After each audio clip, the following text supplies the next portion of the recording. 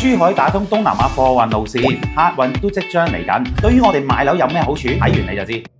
3月底，珠海往返宿務國際機場航線已經開通啦，由京東貨機直飛，初期每週2班，專門成為跨境電商貨碼。加上之前開通嘅珠海至克拉克、珠海至德里嘅航空路線，依家珠海已經形成德里主幹、菲律賓雙點嘅高頻路網，國際貨運航班每週高達12班，全力打造東南亞4小時空運物流圈啊！好多朋友就問我啦，航運路線開通對於我哋買樓有乜嘢好處啊？今日一次性同你講清楚，呢個政策對於珠海樓市有5大嘅直接利好。第一，帶動經濟活力，推高住房嘅需求。珠海鞏固珠江西岸航空貨運樞紐嘅地位，跨境電商、高端製造產業加速發展，企業進駐，就業機會增加，人口持續流入航空新城等產業核心區，樓市需求只會越嚟越強勁。第二，完善基礎設施，提升區域嘅價值。國際貨運口岸同埋物流園嘅啟用，每年處理貨運量嘅能力提升至30萬噸。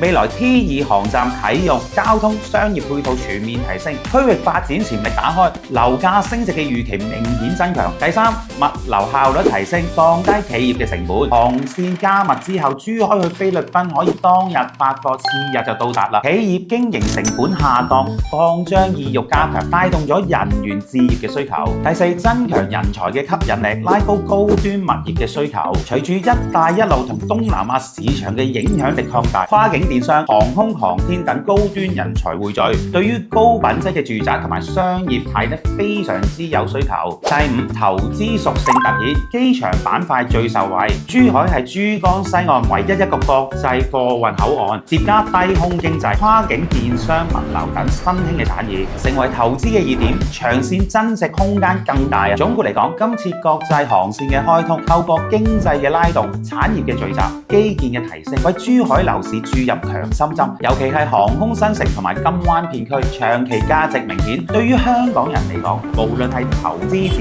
住，都係一個好值得把握嘅時機。如果大家想知多啲珠海中山樓市嘅最新資訊，記得關注我。